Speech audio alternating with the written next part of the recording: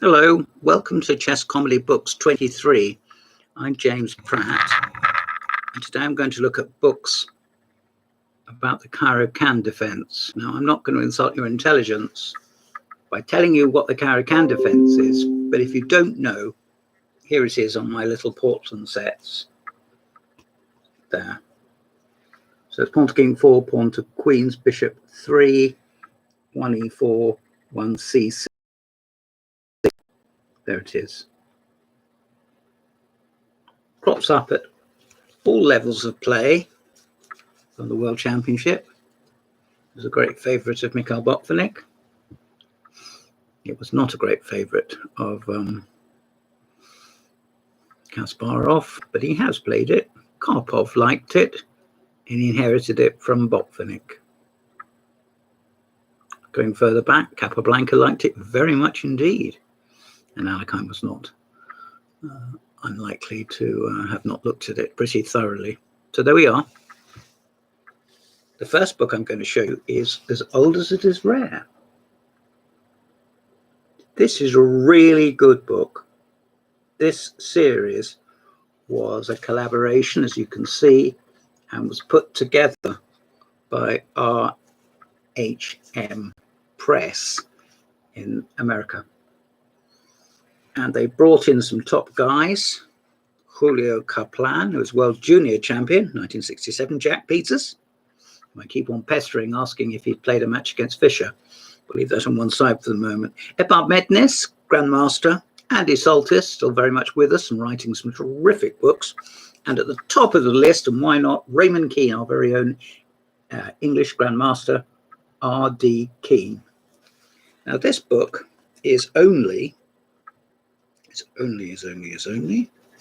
142 pages long. Now, this is what I frequently say. Just because a book is small, it doesn't mean to say it's not potent. A lot of the alternatives are discussed.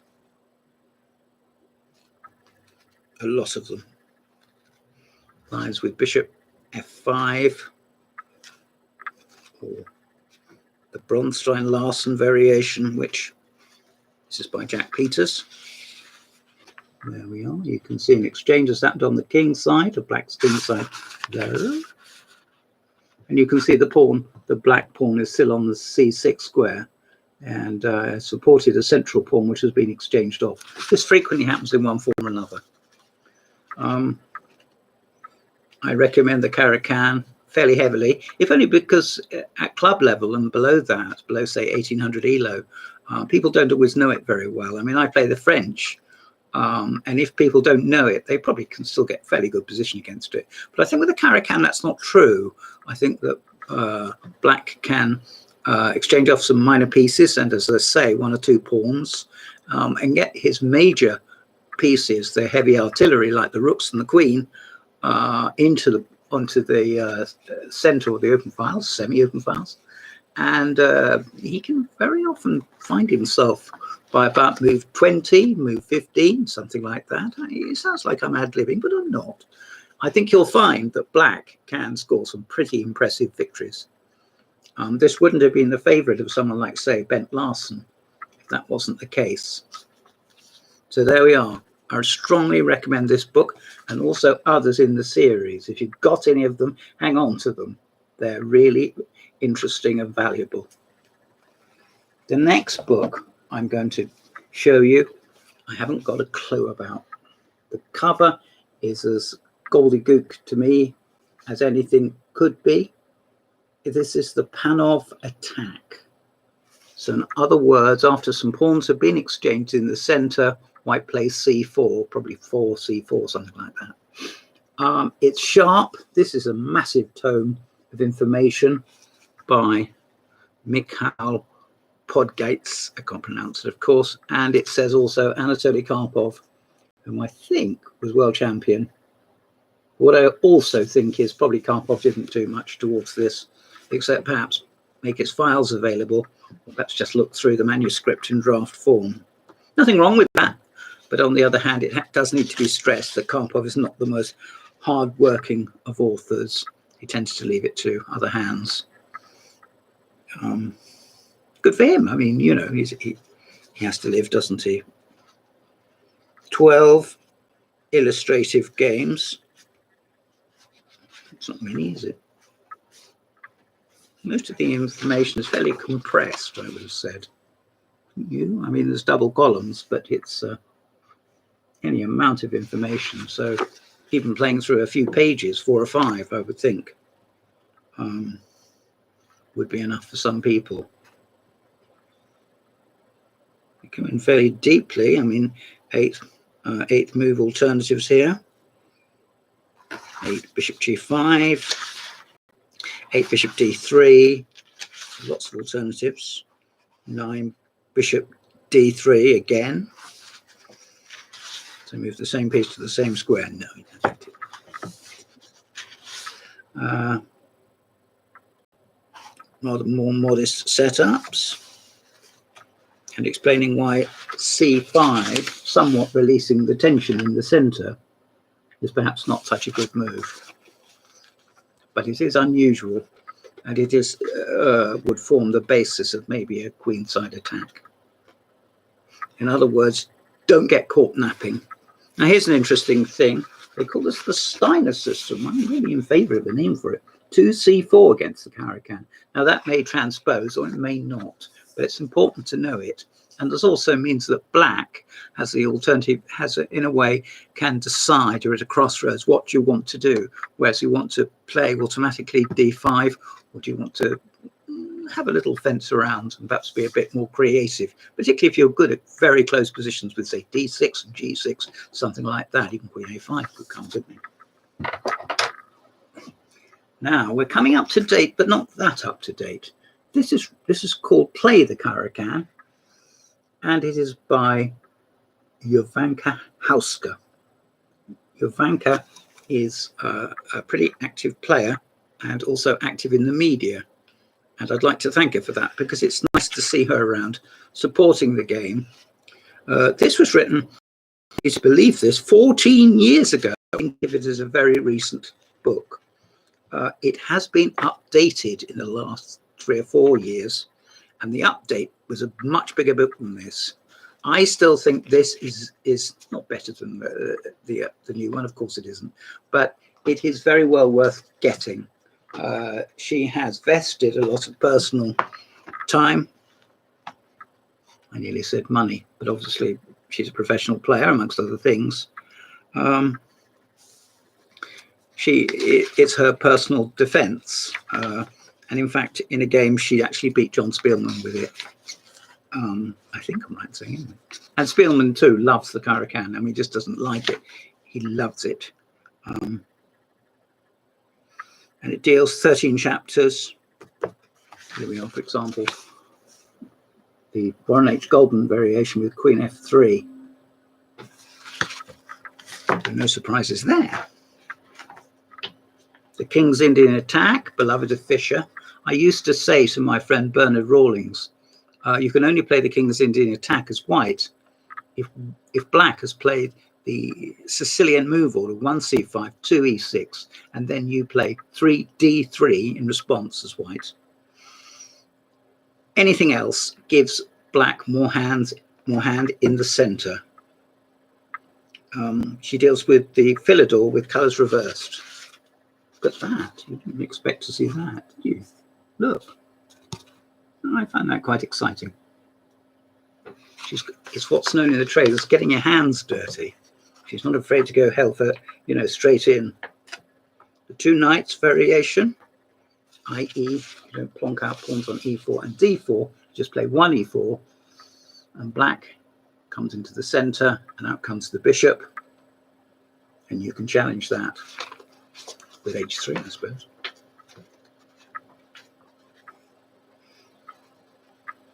We're talking about the advanced variation 3e5 and the Kengis Arkle variation c5. That's quite interesting because black has already played c6 and now he's playing c5. So you could say it's a loss of time. Well, I would refer you not away from this book, but back to your Nimzovich to look about control of the center and controlling the d4 square, but not necessarily occupying it. An overprotection of the e5 pawn, maybe. This will also help you in your studies of the center counter, which is the cousin of the Caro-Kann. I may come on to that again. It's something which has rather interested me over the years. And I strongly recommend that if you want to practice the Caro-Kann, or if you think you like Caro-Kann positions, but you're not quite sure what your opponent's going to do, you can force him into it, playing a center counter move order and later readjusting your pieces so that you can get a battery in front of your black king, which is very Caro-Kann-like. It may be an exact Caro-Kann, but if it isn't, you can come pretty close to it, particularly if white starts lashing out and playing bishop d2, hoping to hit your queen, which would have gone from d8 to d5, d5 to a5. This is the main line, which I've heard Jovanka recently talking online, and she said for bishop f5, I'll get complaints now that that isn't the main line. And the main line is for knight d7, but for all of that, it was for many years the main line. But she says unless you know it from a theoretical point of view, i.e. fairly deeply, you might get caught up with a move order and end up with a bishop scudding across the board and back to h7 and any amount of complications, only to have it wheedled out with bishop d3 and exchange taking place, and white has more space in the center, and with respect, possibly better prospects.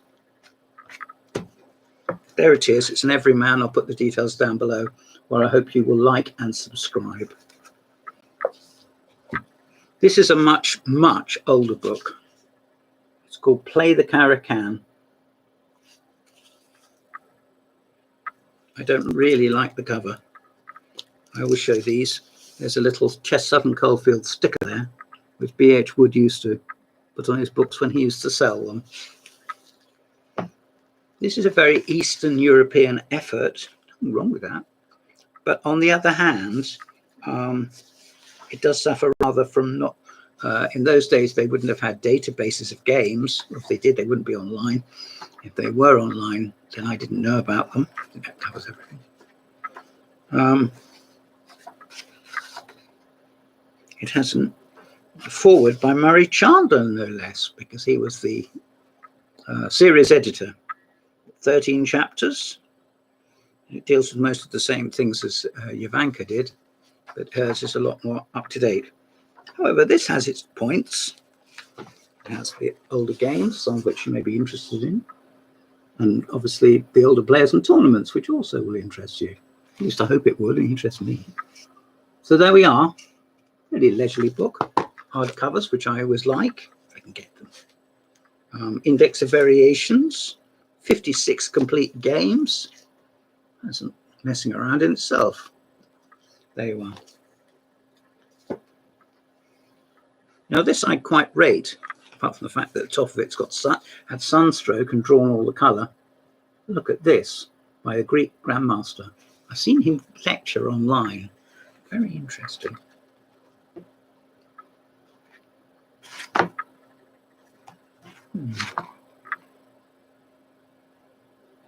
He's been a grandmaster for 30 years, it says. It has many games by people you've heard of, like John Nunn. And if you haven't heard of John Nunn, switch off now. John Spielman, Tony Miles, Yasser Seirawan, Timon, and Karpov. You're in good company here. Now, Beating the Caro-Kann. What is this book about? As with the Gary Lane book, which I mentioned on the French defense, this is exclusively about e4, c6, d4, d5, e5. That may be a little bit out of date now, but it certainly packs a punch. I think this book is very good.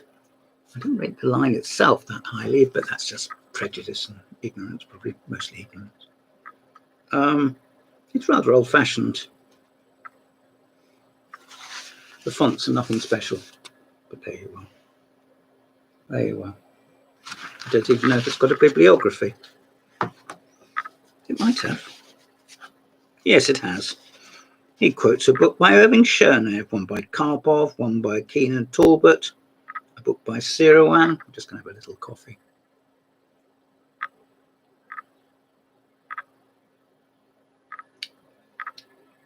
Did you enjoy that? Oh, no, isn't it? Another by Spielman, one by Suetin, and one by Varnush, his book I just showed you just then. Now, as always, I like a bit of history, and he gives a bit of explanation. If you see books which have the narrative as opposed to simply just the moves, I mean, they're going to have the moves. Don't shy away from it. This could be the most valuable part of the book. There it is. It shows an embryonic ending. In other words, an ending which is like a skeleton. And of course, ask any doctor, what's more important than a skeleton? Well, a beating heart, I suppose. No. Anyway, there you go. Now, my friend Stuart Knox, and he really does know his onions, had a quick look at this. Put it sideways. This is clip art at its finest, isn't it? It's most gauche. And didn't like it. It's by Jeremy Silman, who, as I always say, is almost the equivalent of England's Bill Hartston. He might only be an IM, but there's no only about it. I spent an afternoon at work, I really shouldn't have, going through the variations in this book, and I felt I'd learnt a lot. But one thing I had learnt was I don't really like the Caracan for black, although I do play it in Blitz a fair bit. Don't tell my opponents if you meet them. I mean, for example, the depth of discussion can't be sniffed at, but on the other hand, you could say it's all a bit of a mess. It should be a bit more clear. I don't know what to think. This is quite an oldish book. In fact, this is 1993.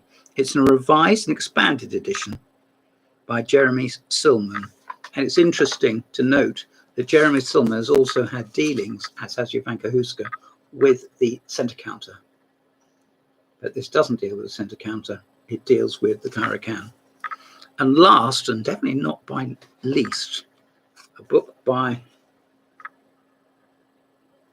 Mr. Andrew Martin. There we are. There we are. Andrew Martin, one of the most experienced international masters, I was going to say in England, but you could say in the world. Andrew, I'll just read this. Andrew Martin is a FIDE senior trainer and international master. He's currently head of the newly formed ECF Academy, which provides elite training for strong young players. That counts me out then. He teaches in 12 schools, is an experienced chess writer, and has produced numerous chess DVDs. He's also produced numerous books. Very short introduction, and he gets straight on with it. Strategic ideas. There we are.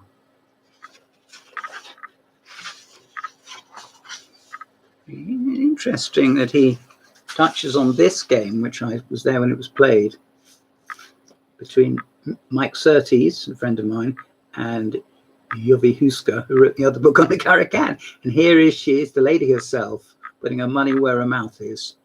And Surtees, a very old campaigner, probably twice as old as Jovanka, I don't know, responded very a very avant-garde style by locking the centre immediately and then flicking in b4. And he scored, and he won a prize for it. A very ingenious win. And it was in the British Championships, which makes it a bit more important than some slapdash online. Hope he doesn't see it, school of thought. No disgrace to Jovanka, who is a better player than Mike Surtees. Game Torre Korchnoi in Buenos Aires 1978, the Olympiad. Paul Korchnoi had just finished playing Karpov. He had to trek halfway across the world, more than halfway across the world, to Buenos Aires. And upon arrival, amongst other things, he had to play Torre.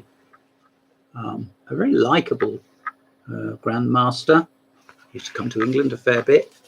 Hasn't been recently, but there we are. Andrew gives a lot of data, I would say. So in other words, there's no shortage of references to games and other games. And he goes through it in fairly, I think I would say, breezy style. He's written so many chess books, he wouldn't know how many, that he really does know what he's talking about.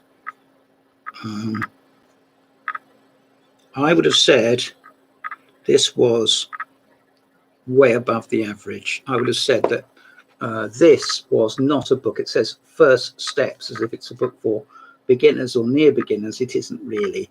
I would think if you're less than 1600 ELO or BCF 140, which is about the highest I ever got, then I would have thought this might be a bit advanced for you. But let's have a good look through it. Don't let me put you off. But on the other hand, you might find that more basic books will serve you better. I like doing that with the spine. There we are. It's upside down in all my editions, but it will be the correct way up in yours.